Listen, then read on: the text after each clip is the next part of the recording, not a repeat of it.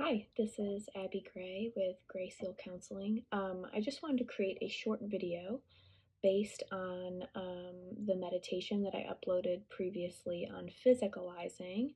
I've had a couple of requests to explain this technique a little bit and share a little bit more about when it would be used and what it might be helpful for.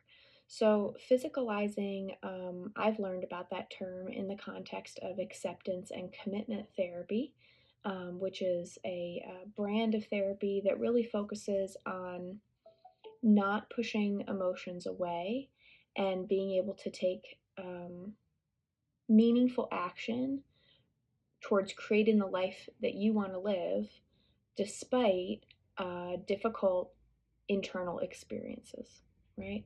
So you'll notice in the physicalizing meditation, the first thing we do after centering ourselves is to identify where we're feeling a difficult emotion, or that even could be pain. It could be more of a sensation. I try to use the word sensation, a difficult sensation in our body, as a way of not pushing it away, not trying to get rid of it. That's very important in acceptance and commitment therapy, but rather just making a little room for it, making a little space for it, softening around it, and more or less, kind of to borrow some dialectic behavior therapy terminology, more or less finding some radical acceptance for the fact that this is there.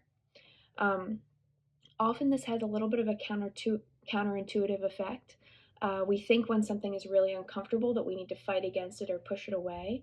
But what often happens is if we just accept that it's there and kind of make some space for it, oftentimes our negative experience of that thing can also fade a little bit because we're not adding our own stress and our own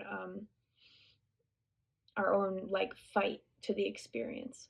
Now, that's not the goal, and especially in acceptance and commitment therapy, that's not the goal. It's never our goal to get rid of this emotion. It's our goal just to notice it and make some space for it.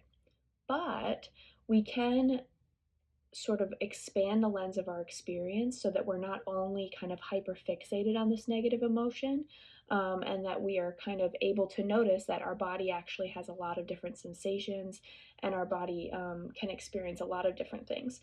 So, in the physicalizing meditation, I guide us through noticing a difficult sensation in our body and then shifting our focus to notice a more grounded sensation in our body. Um, Visualizations are really just a way of telling your brain what you would like it to do using imagery rather than using words. So, I mean, you could lie there and close your eyes and say, oh, relax, relax, relax. But our brain tends to think in pictures, right? So, if I say blue bicycle, you're probably going to imagine, you're going to visualize and picture a blue bicycle. Most of us don't imagine the words blue bicycle. So because of that, because we think in images, it's actually, for many people, a lot easier to speak to yourself using images. And that's kind of the basis of a visualization, is that we're speaking to ourselves. So rather than saying, I want to accept this negative emotion, we imagine accepting something kind of physical that we're holding. Physicalizing, that's where the term comes from. We're taking that sensation or that emotion and we are imagining that it's a physical object, sometimes kind of abstractly, but a physical object that we are kind of carrying in our body.